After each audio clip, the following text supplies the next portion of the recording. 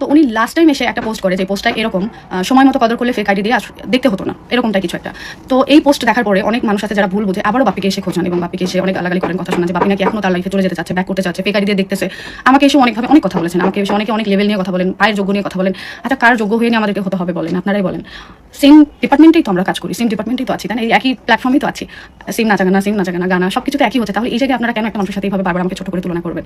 আচ্ছা, যে জিনিসগুলো থেকে খারাপ লাগা থেকে আমি একটু রিপ্লাই করেছিলাম যে যদি ওটা বাপিকে নিয়ে উনি দিয়ে থাকে, বাপিকে ডেডিকেট করে থাকে, তাহলে এটা প্রমাণ সহ ওনাকে উচিত অনলাইনে এক্সপোজ করা যে ওনাকে ফেক আইডি থেকে বাপি দেখেছে। আর যদি বাপি না দেখে থাকে তাহলে ওনার কোন এক্স বা ওনাকে কে দেখেছে সেটা ওনার রিভিল করা বা বলা। যদি না বলতে পারে তাহলে এই ধরনের পোস্ট আসলে করার রিজনই তো আমি দেখতে পাচ্ছি না। তো এই যে ইনডিরেক্টলি আমাদেরকে বিভিন্নভাবে খোঁচানোর বিষয়টা, এটা কতদিন আপনি সহ্য করবেন? তো যার কারণে আমার বলা এটাই একটাই কারণ যে ওনার যেহেতু বাপি একটা বয়ফ্রেন্ড ছিল না, তো ওনার উচিত ছিল হয়তো বাড়িটা ক্লিয়ার করে দেওয়া। আর এটা দেখেন কে কয়টা রিলেশনশিপে যাবে বা না যাবে, কি করবে, এটা ব্যক্তিগত বিষয়, কিন্তু এই বিষয়গুলো থেকে আপনারা আমাদের বিষয়গুলো অ্যাকসেপ্ট করে নিতে পারেন না। আর তাদের এই বিষয়গুলো আপনারা খুব স্মার্টলি অ্যাকসেপ্ট করেন, এই জিনিসটাতে কষ্ট লাগার একটা বিষয়। আমার কথা, তাদের বিষয়গুলো নিয়ে আমাদেরকে বলা দরকার নেই, আমাদের বিষয় নিয়ে তো তাদেরকে কি খোঁচানোর কোনো দরকার নেই। আমরা আমাদের মতো অনেক ভালো আছি আলহামদুলিল্লাহ। হ্যাঁ, আমাদের পাস্ট লাইফ নিয়ে আমরা হয়তো অনেক সাইড থেকেছি, কষ্ট পেয়েছি, আবার সেখান থেকে আমরা মুভ অন করে আমরা নিজেদের লাইফ নিয়ে অনেক বিজি, অনেক হ্যাপি। এখান থেকে যদি কেউ বারবার আমাদেরকে ইনডিরেক্টলি এভাবে কুচিয়ে ছোট করে কথা বলে, আমি তো সেটা সহ্য করবো না। আপনার পার্টনারকে কেউ যদি অলওয়েজ ছোট করে কথা বলে, আপনি তো সেটা সহ্য করবেন না, সেটা তো অবভিয়াসলি ডিফেন্স করবেন। তো আমার পার্টনারকে নিয়ে যদি কেউ বারবার এভাবে কথা বলে, আমি তো সারা জীবন এটা শুনবো না। তাও যদি শুনতাম, যদি দেখতাম যে হ্যাঁ উনি যেটা বলতেছে ওইটা যুক্তিগত তো না। তো এইটাই আসলে আমার অনলাইনে কথা বলা হয়েছিল। আমি কোনো পিকচার নিয়ে কোনো কথা বলি নাই, এটা একেবারে মিথ্যা, একটা ফেক একটা নিউজ। আর যদিও থেকেও থাকে, আমি এগুলো কখনোই করবো না, অনলাইন কখনোই দিব না। এতটা যদি দেওয়ার থাকতো 1.5 বছর আগেই বলতাম, 1.5 বছর আগেই দিতাম, এতদিন পর্যন্ত এই জিনিসটা হাইড করে রাখতাম না। Okay fine. সো এই বিষয়টা নিয়ে তারপরে ওনারা করে কি, ওনার বড় বোন আমাকে ফোন দিয়ে আমাকে বাপির ফ্যামিলিকে গালাগালি করে, আমাকে গালাগালি করে, ছোট করে কথা বলে। আমার ডিভোর্স নিয়ে উনি অনেক গালাগালি করে। তো উনি নিজেও একজন ডিভোর্সি মানুষ, বাট উনি কিভাবে আমাকে আমার পাস্ট লাইফ নিয়ে আমাকে ভাবে ছোট করে কথা বলে। পরবর্তীতে আমি অবশ্যই ওনাকে রিপ্লাই করে দিই, যেটা ওনার যোগ্য উনি, সেটা আমি রিপ্লাই করে দিই। তো ওনারা অফলাইনে ইনডিরেক্টলি খোঁচা দেয়, আবার কমেন্ট সেকশনে গিয়ে ডিরেক্টলি খোঁচা দিয়ে ছোট করে কথা বলে, আবার অফলাইনে এসে আমাদেরকে গালাগালি করে। আমরা কতদিন এগুলো কত জায়গা থেকে সহ্য করবো, আপনারাই বলেন? তো এটাকে রিপ্লাই আমরা করবো না?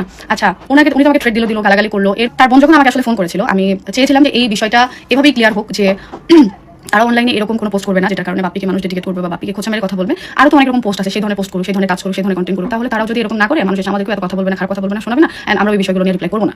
কিন্তু না, উনি তার আগে আমাকে গালাগালি শুরু করে কথা বলে দেয়। অ্যান্ড পরবর্তীতে ওনার বোন বাপির এক্স আবার পরে কি বাপির কাজিনকে ফোন দিয়ে আবারও সে সেম ভাবে আমাদেরকে ছোট করে কথা বলে, আমাকে ছোট করে কথা বলে, গালাগালি দেয়, বাপিকে গালাগালি দেয়, কথা বলে। আমার কথা আপনারা কতদিন গালাগালি শুরু করবেন? কেন তারা অনলাইনে ডিরেক্টলি যেভাবে খোঁচাইতেছে, আবার অফলাইনে গিয়ে অনেক ডন দেখাচ্ছে, অনেক ডনগিরি করতেছে, অনেক থ্রেট দিচ্ছে, অনেক রকম কথা বলতেছে। কত দিকটা আপনারা সহ্য করবেন বলেন? যে ভালো মানুষের মুখোশ পরে তারা অনলাইনে নিজেদের এইভাবে প্রিটেন্ড করে রেখেছে, আসলে তো এক্স্যাক্টলি তা না। যে তাহলে এটা আমরা কেন কতদিন সহ্য করবো বলেন? এখন আপনারা বলতে পারেন তারা 10টা রিলেশনশিপ করতে পারে, 10 জায়গায় যেতে পারে, যা কিছু করতে পারে। আমি বলার কি? তাহলে আমাদের লাইফ নিয়েও তো তাদের বলার কোনো রাইটস নাই, বা আমাদেরকে ছোট করে বারবার কথা বলার কোনো রাইটস তাদের নাই। আমি তোমার পার্টনারকে এটা করতে দিব না, আমি তো ডিফেন্স করবো, আমার পার্টনার তো ডিফেন্স করবে, এটা খুবই স্বাভাবিক একটা বিষয়। তারা তো অনলাইনে এসে খুব ঝগড়াটে আন্টির মতো ঝগড়া করে যাচ্ছে, কথা শুনিয়ে যাচ্ছে, এগুলো আমরা হজম করবো, এগুলো আমরা সহ্য করবো বলেন?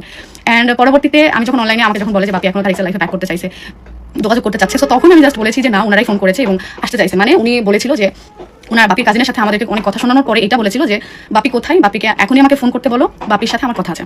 বাট কেন, ওয়াই? আপনার বাপির সাথে এখন কি মিউচুয়াল করতে হবে? যে মিউচুয়াল করার অনেক আগে কথা ছিল, বা অনেক আগে যে মিউচুয়াল হয়েও গেছিল, কিন্তু সেটা আপনি অনলাইন পর্যন্ত নিয়ে এক্সপোজ করে দিয়ে নিজেকে এত ফেরেস্তা করে নিজেকে এত ভালো প্রিটেন্ড করেছেন, এখন আপনি অফলাইনে এটা কেন তাহলে সমাধান করতে চাচ্ছেন? আপনি এখন ভয় পাচ্ছেন? অ্যান্ড এটাই আমি বলি যে অনলাইনে যে না, ওনারাই কথা বলতে চাইছে, বাপি এগুলো বিষয় থেকে আমরা কোনো কথাই বলতেই চাই না, আমরা ইগনোর করতে চাই। উনি পরবর্তীতে আবার বাপির কাজিনকে ফোন করে আবার উল্টাপাল্টা কথা বলে, আবার গালাগালি করে।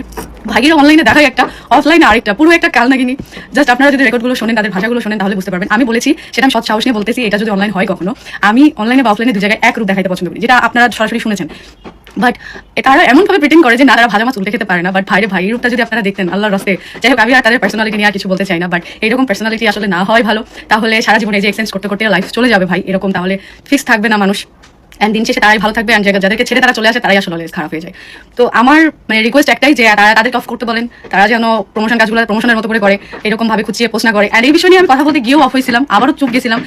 আবার ফিডব্যাক কি পেলাম দেখেন, আবার একটা পোস্ট করেছে এমন বাজেভাবে, একটা মানুষকে দেখেন কত বাজেভাবে ইনডিরেক্টলি কথা বলেছে, সেটা আবার আপনারা আমাদের সাথে রিলেট করেছেন। আমরা কেন রিপ্লাই করবো না বলেন? আমরা তো এই যে 1 বছর 1.5 বছর ধরে আমরা চুপ থাকার পরে আমরা মুখ খুলছি, এই মুখটা উচিত ছিল আর 1.5 বছর আগে খোলা। 1.5 বছর আগে যেহেতু বলি নাই, এখন বলতেছি এই কারণে যে এটার জন্য হলো তাদের অফ থাকা দরকার, তাদের চুপ হয়ে যাওয়া দরকার। তাদের আমি চাই না তাদের কোনো রূপী অনলাইনে আমরা অন্তত এক্সপোজ করতে চাই না, দেখাইতেও চাই না, বলতেও চাই না। শুধু রিকোয়েস্ট করবো যে আপনারা যেই জিনিস যাদেরকে নিয়ে এসে আমাদেরকে কথা বলতেছেন, খারাপ কথা বলতেছেন, গালাগালি করতেছেন, একটু খোঁজ নিয়ে দেখবেন, একটু জাজ করে দেখবেন যে আসলেই যেটা বলতেছেন সেটা কতটুকু সত্যিটা আছে। আমাদের যদি কোনো ভুল থেকে থাকে আমাদেরকে ধরিয়ে দিবেন, আমাদেরকে বলবেন, আমরা চেষ্টা করবো এটা সমাধান করার। অ্যান্ড কিছু বিষয়টা আসলে অনলাইনে যেটা আমি বলি নাই, সেগুলো নিয়ে অনেক স্ক্রিনশট দিয়ে, অনেক মিথ্যা ক্যাপশন দিয়ে দিছে, অনেক কিছু আছে যেগুলো আমি আসলে বলি নাই।